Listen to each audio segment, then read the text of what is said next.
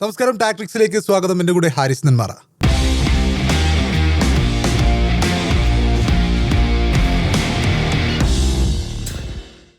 ഈ ഒരു പരമ്പര, ഇന്ത്യ ഓസ്ട്രേലിയ പരമ്പര ഓസ്ട്രേലിയ നേടിയിരിക്കുകയാണ്. 2-0 എന്ന നിലയിൽ ഈ മത്സരം കൂടി ജയിച്ചതോടെ ഇന്ത്യയെ തോൽപ്പിച്ചുകൊണ്ട് ആ 3 മത്സരങ്ങൾ അടങ്ങിയ പരമ്പര ഓസ്ട്രേലിയ നേടിയിരിക്കുകയാണ്. അപ്പോൾ ഈ ഒരു പരമ്പര എന്ന് പറയുമ്പോൾ ഓസ്ട്രേലിയ ഇപ്പോൾ 2 മത്സരവും ജയിച്ചിരിക്കുകയാണ്. എന്തുകൊണ്ടാണ് ഈ ഒരു മത്സരത്തിൽ ഇന്ത്യയുടെ ഒരു തോൽവിക്ക് കാരണം എന്തായിരിക്കും? എനിക്ക് തോന്നുന്നു ഓസ്ട്രേലിയ അവരുടെ നാട്ടിലെ കണ്ടീഷനെ മനോഹരമായി ഉപയോഗിക്കുന്നു. മികച്ച രീതിയിൽ പന്തെറിയുന്നു, മികച്ച രീതിയിൽ ബാറ്റ് വീശുന്നു. അങ്ങനെ തന്നെയാണല്ലോ നമ്മളെ ഡൊമിനേറ്റ് ചെയ്ത് കളയുന്നു എന്ന് നമ്മൾ പറയാൻ സാധിക്കും. അപ്പോൾ ഈ വിരാട് കോഹ്ലിയുടെ വിക്കറ്റ് മുതൽ ചർച്ചകൾ ആരംഭിച്ചിട്ടുണ്ട് എന്നുള്ളതാണ്. വിരാട് കോഹ്ലി തുടർച്ചയായി ഏകദിനത്തിൽ 2 മത്സരങ്ങളിൽ ഡക്കാവുന്നത് ഇതാദ്യമായിട്ടാണ് എന്നാണ്. അത്ലറ്റിനെ കുറിച്ചൊക്കെ നമ്മൾ കളിക്കിറങ്ങുന്നതിന് മുമ്പ് പറഞ്ഞത് അത്ലറ്റ് അദ്ദേഹത്തിൻ്റെ ഹെവനാണ്. അദ്ദേഹത്തിന് ഒരുപാട് റെക്കോർഡുകളുള്ള മൈതാനമാണ്. അദ്ദേഹത്തിന് ഒരുപാട് റെക്കോർഡുകൾ തകർക്കാൻ മുമ്പിൽ കിടപ്പുണ്ട്. MS ധോണിയുടെ റെക്കോർഡ്, അത്ലറ്റിൽ ഏറ്റവും കൂടുതൽ റൺസ് അടിക്കുന്ന, ഏകദിനത്തിൽ ഏറ്റവും കൂടുതൽ റൺസ് അടിക്കുന്ന ഇന്ത്യക്കാരനെന്ന MS ധോണിയുടെ റെക്കോർഡ് കടക്കാൻ വെറും 19 റൺസ് മതിയായിരുന്നു അദ്ദേഹത്തിന്. പക്ഷേ അദ്ദേഹം സാവിയർ ബേർട്ട്ലെറ്റ് എന്ന് പറയുന്ന ഒരു പുതുമുഖത്തിൻ്റെ 4ാം പന്താകുമ്പോഴേക്കും പോകുന്നു. വിരാട് കോഹ്ലി പോകുന്ന സമയത്ത് അത്ലറ്റ് ഒരു സ്റ്റാൻഡിങ് ഒവേഷനൊക്കെ കൊടുക്കുന്നുണ്ട്. അദ്ദേഹം തിരിച്ച് കാണിക്കുന്നുണ്ട്, ഗ്ലൗ ഉയർത്തി കാണിക്കുന്നുണ്ട്. അതൊരു അദ്ദേഹത്തിൻ്റെ ഒരു സൂചന നൽകുകയാണ് അത്ലറ്റിൽ ഇനി വിരാട് കോഹ്ലി ഇല്ല, വിരാട് കോഹ്ലിയുടെ ഇന്നിങ്സ് നിങ്ങൾക്ക് കാണാൻ സാധിക്കില്ല എന്നാണ്. പക്ഷേ സ്റ്റാൻഡിങ് ഒവേഷൻ കൊടുക്കുന്ന സമയത്ത് ആളുകൾക്ക് അറിയാമല്ലോ അദ്ദേഹം ഈ മണ്ണിൽ കുറിച്ചിട്ടുള്ള ചരിത്രം എന്താണ് എന്ന്. അപ്പോൾ സ്വാഭാവികമായിട്ട് അതൊരു വൈകാരികമായ മൊമെൻ്റ് ആയിരുന്നു എന്നുള്ളതാണ്. അപ്പോൾ നമ്മൾ പെർത്തിൽ നിർത്തിയിടത്ത് തന്നെയാണ് തുടങ്ങിയത്. 2 വിക്കറ്റുകൾ ഇന്ത്യക്ക് നഷ്ടമാവുന്നു. ശുഭ്മാൻ ഗില്ലും കോഹ്ലിയെ സംബന്ധിച്ചിടത്തോളം നമുക്ക് ആ ഒരു ഔട്ടായി മടങ്ങുന്ന കാഴ്ച, എനിക്ക് തോന്നുന്നത് നമ്മളൊക്കെ കോഹ്ലി ഫാൻസാണ്. അതായത് ഒരു കാലത്ത് നമ്മൾ സച്ചിൻ ടെണ്ടുൽക്കർ അത്രയും എന്താ പറയുക ആരാധിച്ചിരുന്നു, അല്ലെങ്കിൽ സച്ചിനെ ഇഷ്ടപ്പെട്ടിരുന്ന ഒരു തലമുറ. പിന്നെ സ്വാഭാവികമായിട്ടും വിരാട് കോഹ്ലിയേക്ക് എത്തിയപ്പോൾ വിരാട് കോഹ്ലിയെ ആരാധിക്കാൻ തുടങ്ങിയൊരു സമയം. വിരാട് കോഹ്ലി ലോകത്തിലെ ഏറ്റവും മികച്ച ബാറ്റ്സ്മാനാണ്. നമ്മളൊരു കാലത്ത് സച്ചിൻ്റെ, എൻ്റെയൊക്കെ ഒരു പേഴ്സണൽ ഇതിൽ സച്ചിൻ കളിക്കാൻ ഇറങ്ങുമ്പോൾ സച്ചിൻ ഒരു 100 സെഞ്ചുറികൾ അടിച്ചു. ഏകദിനത്തിലും ഇതിലും 49, 51 രീതിയിൽ ഏകദിനത്തിലും ടെസ്റ്റിലും സെഞ്ചുറി അടിച്ചു. വിരാട് കോഹ്ലി ആ സമയത്ത് ഒരു അദ്ദേഹത്തിൻ്റെ പീക്ക് സമയത്ത് സെഞ്ചുറികൾ അടിച്ചു കൂട്ടുമ്പോൾ സച്ചിൻ്റെ റെക്കോർഡ് തകർക്കരുതേ എന്ന രൂപത്തിൽ അദ്ദേഹം ഈ വിരാട് കോഹ്ലി ഔട്ടാവണേ എന്ന് പ്രാർത്ഥിച്ചിരുന്നൊരു സമയമുണ്ടായിരുന്നു. അതായത് സച്ചിൻ്റെ റെക്കോർഡ് തകർക്കരുത് എന്നുള്ള ഒറ്റ ആഗ്രഹമായിരുന്നു.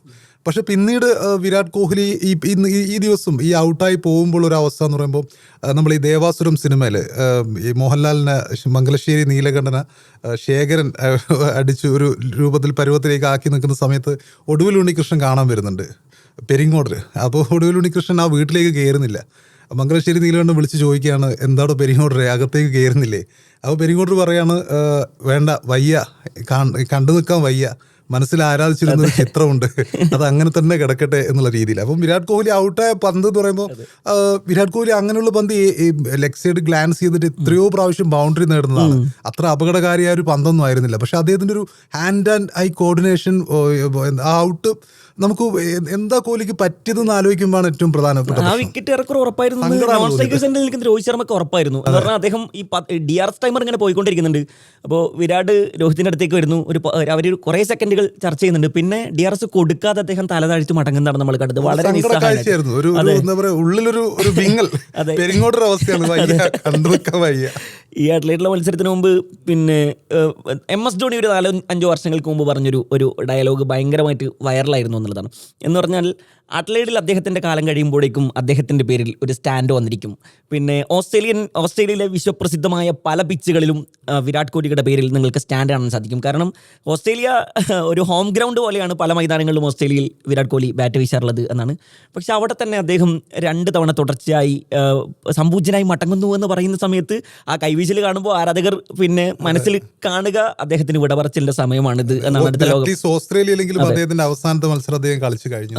കാരണം അടുത്ത മത്സരത്തിൽ അദ്ദേഹം, കാരണം പ്രത്യേകിച്ച് കാര്യമില്ല, അടുത്ത കളി ജയിച്ചു കഴിഞ്ഞാലും 2-1 ആവുകയുള്ളൂ. വിരാട് കോഹ്ലിക്ക് അടുത്ത കളിയിൽ വിശ്രമം നൽകാനാണ് കൂടുതൽ സാധ്യത. അപ്പോൾ വിരാട് കോഹ്ലിയുടെ ഒരു മടക്കം എന്ന് പറയുമ്പോൾ ഇതായിരുന്നില്ല ആഗ്രഹിച്ചത്. അതെ, തീർച്ചയായും. അതേസമയം നമ്മുടെ രോഹിത് ശർമ്മ അദ്ദേഹം തിരിച്ചു വരുന്നു എന്നുള്ളതാണ്. ഈ ഒരു 10-28 റൺസ് എടുത്തതിന് ശേഷം ഏറെക്കുറെ പെർത്തിലെ ഇതുപോലെ തന്നെ ഇന്ത്യയുടെ 2 വിക്കറ്റുകൾ പോയി നിൽക്കുന്നു.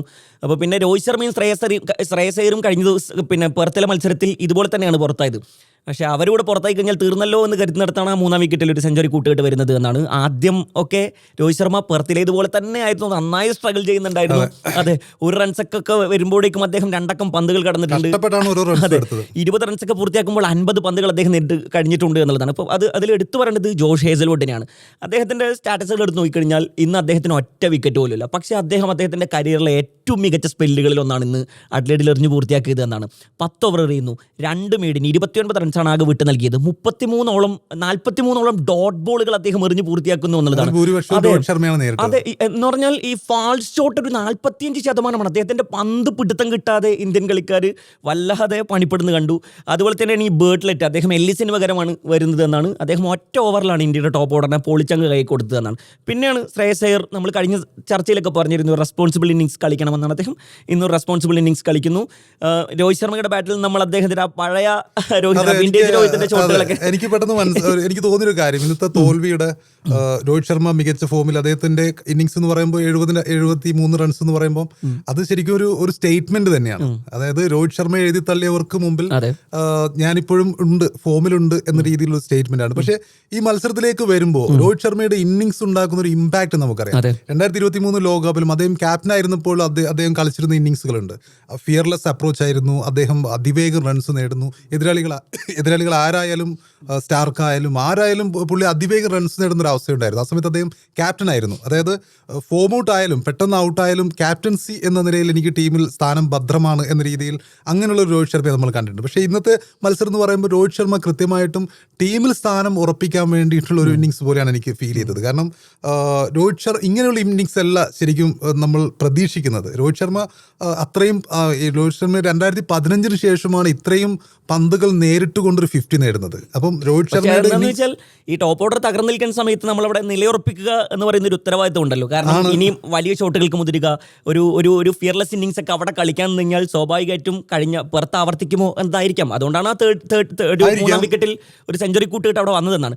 ശ്രേയസ് അയ്യർക്കും രോഹിത് ശർമ്മയ്ക്കും വേണ്ടി അതിനിടയ്ക്ക് ഒരു തർക്കമൊക്കെ ഉണ്ടാവും. അതിനിടയ്ക്ക് എന്ന് പറഞ്ഞാൽ ഒരു 7-ാം ഓവറിൽ എത്തി നിൽക്കുന്നു, ഇന്ത്യക്ക് അധികം സ്കോർ ബോർഡ് റൺസ് ഇല്ല. അപ്പോൾ അദ്ദേഹം ഒരു റൺസിന് വേണ്ടി മുതിരുന്ന സമയത്ത് ശ്രേയസ് അയ്യർ ഓടുന്നില്ല. അപ്പോൾ ഇവർക്കിടയിൽ ഒരു തർക്കം പോലെ ഉണ്ടാവുന്നുണ്ട്. അപ്പോൾ ശ്രേയസ് അയ്യർ പറയുന്നുണ്ട് എന്നെ കുറ്റപ്പെടുത്താതിരിക്കൂ, പിന്നെ കാരണം ഇദ്ദേഹം ബോളറെ കാണുന്നില്ലല്ലോ. അപ്പോൾ സ്റ്റാർട്ട് ചെയ്യാത്തതിന് രോഹിത് ശർമ്മ അങ്ങനെ പറയുന്നുണ്ട്. എന്ന് പറഞ്ഞാൽ റൺസ് കാരണം, പക്ഷേ 7-ാം ഓവർ ആകുമ്പോഴേക്കും ഓസ്ട്രേലിയ അങ്ങനെ പന്തെറിഞ്ഞുകൊണ്ടിരിക്കുകയാണ് എന്നുള്ളതാണ്. പിന്നെയാണ് അവർ പതിയെ സ്കോർ ബോർഡ് ഉയർത്തുന്നത്. ഇതിൽ പ്രത്യേകിച്ച് മറ്റെടുത്ത് പറയുന്നത് അക്ഷർ പട്ടേലിൻ്റെ പ്രകടനം. ഹർഷിത് റാണ, നമ്മളിപ്പോഴും ജി കോട്ട എന്ന് പറയുന്ന ഹർഷിത് റാണ ഒരു 220-ന് 8 വിക്കറ്റ് എന്ന നിലയിൽ നിൽക്കുന്ന സമയത്ത് ഹർഷിത് റാണയും ഹർഷദീപ് സിംഗും ചേർന്നിട്ട് ഒരു 50-ാം വിക്കറ്റിൽ നടത്തുന്ന ഒരു കൂട്ടുകെട്ട്, അതാണ് ഇന്ത്യൻ സ്കോർ 250 കടത്തിയത്. പക്ഷേ ഹർഷിത് റാണയുടെ പ്രാഥമിക റോൾ ഈ ബാറ്റ് ചെയ്യുക എന്നുള്ളതല്ല. അദ്ദേഹം ബോളിംഗിൽ ഇന്നും ഏതാണ്ട് ഒരു അത്രയും റൺസ് വിട്ടുകൊടുത്തു, വിക്കറ്റ് എടുത്തു എന്നുള്ളത് ശരി തന്നെയാണ്. പക്ഷേ ഹർഷിത് റാണയുടെ ബോളിംഗ് നമുക്കറിയാം, ജി കോട്ട എന്ന് നമ്മൾ തമാശക്ക് പറയുകയല്ല. കാരണം ജി കോട്ട എന്നുള്ളത് നമുക്ക് കൃത്യമായിട്ടും കഴിഞ്ഞ മത്സരങ്ങളിലൊക്കെ ഈ ഹർഷിത് റാണയ്ക്ക് പിന്നെയും അവസരം കൊടുക്കുന്നതും അദ്ദേഹം തെളിയിക്കാതിരിക്കുന്നതും ഏറ്റവും 2 വിക്കറ്റ് എടുത്തു, ശരിയാണ്. പക്ഷെ റൺസ് ഒരുപാട് വഴങ്ങിയിന്ന്.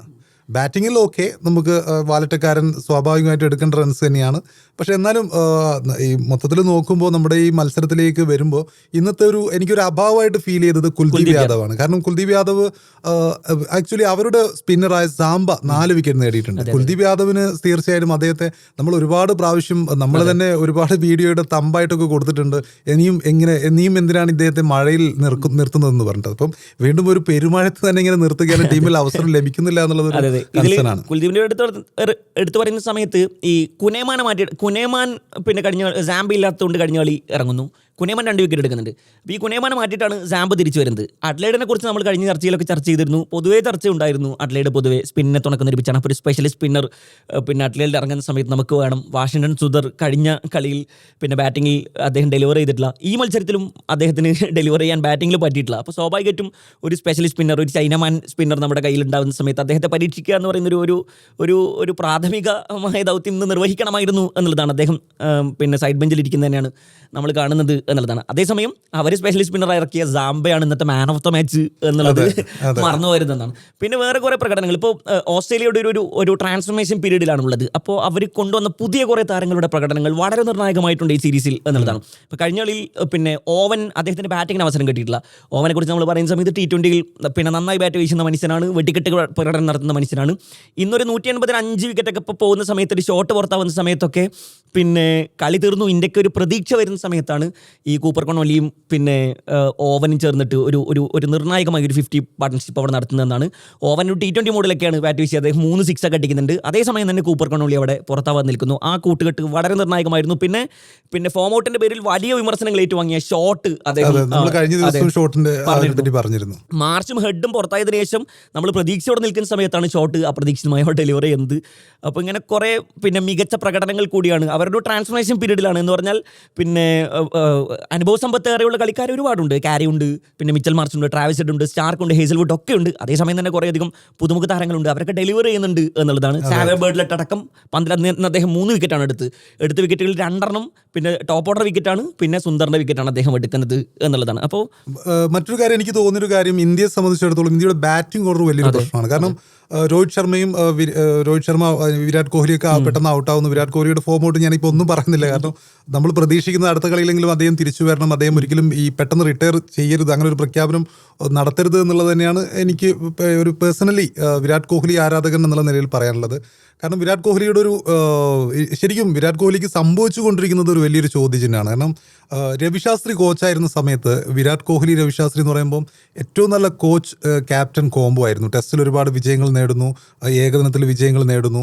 പിന്നീട് 2021 T20 ലോകകപ്പിൻ്റെ സമയത്ത് അദ്ദേഹം T20 ക്യാപ്റ്റൻസി ഒഴിയുന്ന സമയത്ത് BCCI അദ്ദേഹത്തിൻ്റെ ആ സമയത്ത് അദ്ദേഹം കരുതിയിരുന്നത് ടെസ്റ്റിലും ഏകദിനത്തിലും കോൺസെൻട്രേറ്റ് ചെയ്യാം എന്നുള്ള രൂപത്തിലായിരുന്നു. ആ സമയത്ത് അദ്ദേഹത്തിന് ഏകദിന ക്യാപ്റ്റൻസി അവർ തിരിച്ചെടുക്കുന്നു. സൗരവ് ഗാംഗുലി ആയിരുന്നു BCCI കോച്ച്, BCCI പ്രസിഡന്റ്.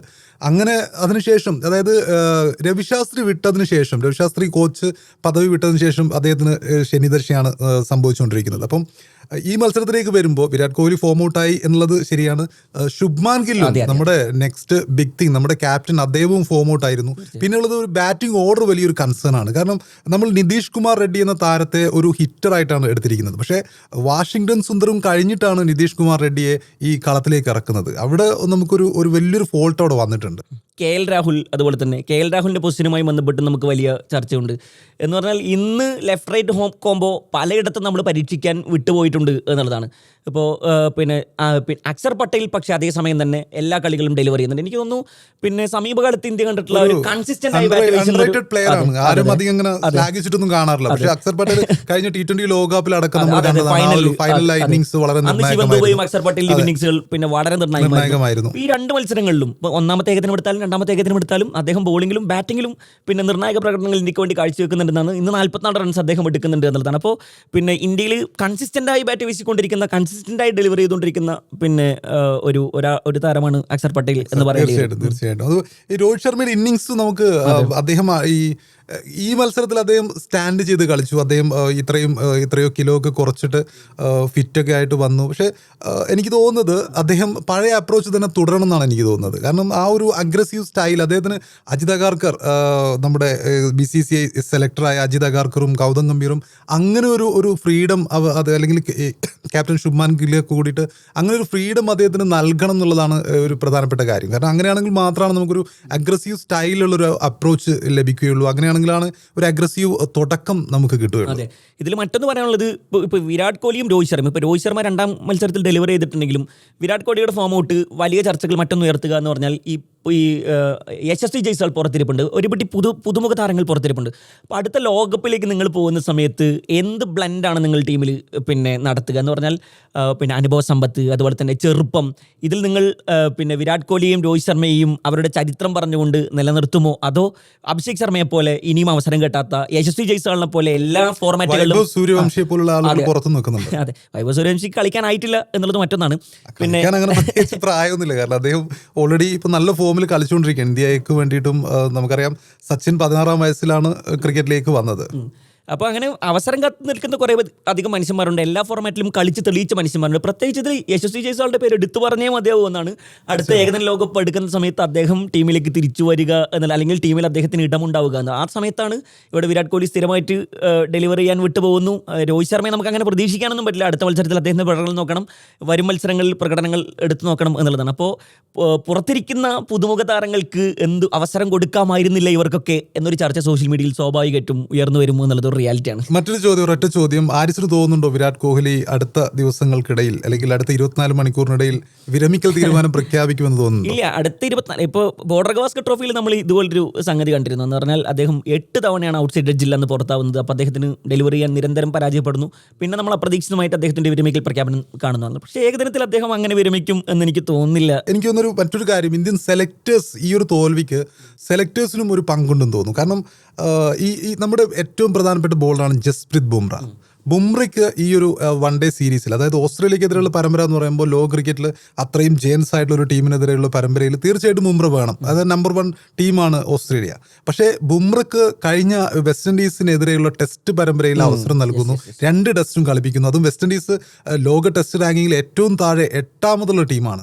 ആ സമയത്ത് വേണമെങ്കിൽ ബുംറ ഇല്ലാതെയും നമുക്ക് വെസ്റ്റ് ഇൻഡീസിനെ ഈസിലി തോപ്പിക്കാൻ പറ്റുന്നൊരവസ്ഥയാണ്. ഇന്ത്യയിലാണ് കളി. പക്ഷേ ആ ടെസ്റ്റ് പരമ്പരയിൽ അതിനു മുമ്പ് നമുക്കറിയാം 5 ടെസ്റ്റ് ഉണ്ടാകുമ്പം 3 ബുംറയെ കളിപ്പിക്കുള്ളൂ, 2 പുറത്തിരുത്തും, നല്ലൊരു വിശ്രമം കൊടുക്കുന്നു.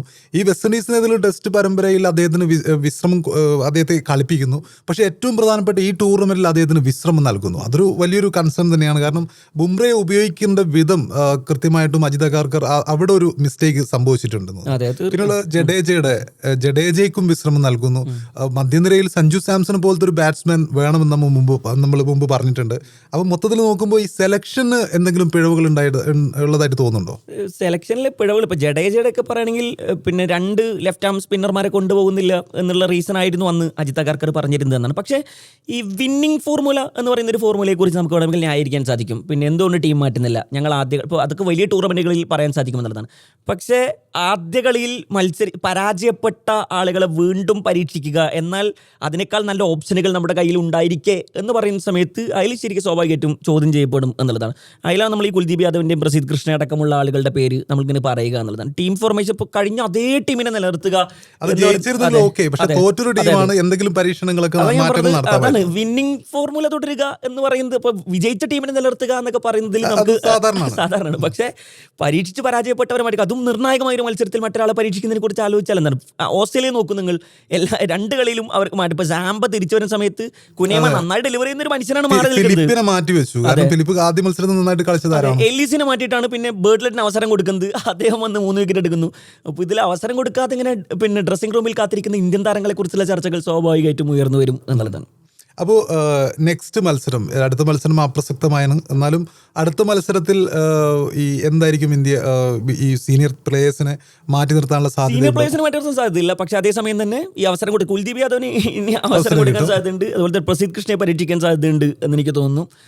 ഇനിയിപ്പോൾ പ്രത്യേകിച്ച് പിന്നെ നിർണായകമൊന്നുമല്ലല്ലോ മത്സരങ്ങൾ. അപ്പോൾ എന്ത് പരീക്ഷണത്തിനും മുതിരാൻ സാധിക്കുമല്ലോ. ഏഷ്യ കപ്പിൽ തന്നെ നമ്മൾ പല മത്സരങ്ങളിലും പിന്നെ ഇതുപോലത്തെ പിന്നെ ഒരു ലോജിക്കും ഇല്ലാത്ത പരീക്ഷണങ്ങൾക്ക് നടത്തിയിട്ടുള്ള ടീമാണ് നമ്മുടെ. അപ്പോൾ സ്വാഭാവികമായിട്ടും ജിജി എന്ന കോച്ചിനെ കുറിച്ച് എന്താ പറയാനുള്ളത്? ജിജി കോച്ച് അദ്ദേഹം ഓസ്ട്രേലിയയിൽ നമുക്കറിയാം വെസ്റ്റ് ഇൻഡീസിനെതിരെയുള്ള പരമ്പര അദ്ദേഹം ജയിച്ചു, ശരിയാണ്. ഇംഗ്ലണ്ടിനെതിരെയുള്ള ടെസ്റ്റ് പരമ്പര അദ്ദേഹം 2-2 പിടിച്ചു. പക്ഷേ ഇതുപോലെ വലിയ മത്സരങ്ങൾ അല്ലെങ്കിൽ വലിയ ടീമിനെതിരെയുള്ള റിസൾട്ട് എന്ന് പറയുമ്പോൾ കൃത്യമായിട്ടും ജിജിയുടെ ആ ഒരു ടാക്ടിക്സ് നമ്മുടെ പരിപാടിയുടെ പേര് സെറ്റ് ആവുന്നുണ്ട്. അതേസമയം നമ്മൾ ടെസ്റ്റിലെടുക്കുന്ന സമയത്ത് ഇംഗ്ലീഷ് സീരീസിൽ നമ്മളിവിടെ ഒരു പിന്നെ മനോഹരമായി സമനില പിടിച്ചിട്ടാണ് വരുന്നത്. അദ്ദേഹത്തിന് സമയം കൊടുക്കും. ചാമ്പ്യൻസ് ട്രോഫി നമുക്ക് എടുത്തുന്ന പിന്നെ കോച്ചാണ്. അതൊരു ഏകദിന ഫോർമാറ്റിൽ രാഹുൽ ദ്രാവിഡിനാണ് രോഹിത് ശർമ്മ ക്രെഡിറ്റ് കൊടുത്തത്, ഒരിക്കലും കബീറിന് കൊടുത്തിട്ടില്ല. ഏകദിന ഫോർമാറ്റിൽ നമുക്ക് സമീപകാലത്ത് പിന്നെ ഒരു ട്രോഫി എടുത്തുന്ന കോച്ച് അദ്ദേഹത്തിന് മുന്നിൽ 2 വർഷങ്ങൾ കൂടിയുണ്ട്. സമയം കൊടുക്കണം എന്ന് തന്നെയാണ് എൻ്റെ അഭിപ്രായം. ഓസ്ട്രേലിയൻ സീരീസ് പരാജയപ്പെടുന്നതോടുകൂടി ഇനിയും അദ്ദേഹത്തിന് മുന്നിൽ സമയം ഒരുപാടുണ്ട്. അതുകൊണ്ട് അങ്ങനെ ഗൗതം ഗംഭീറിനെ എഴുതിത്തള്ളാൻ സാധിക്കില്ല എന്നുള്ളത് തന്നെയാണ്. ഓക്കെ, അപ്പോൾ ഗൗതം ഗംഭീറിന് സമയം കൊടുക്കണം എന്നാണ് ഹാരിസ് നെന്മാർ പറയുന്നത്.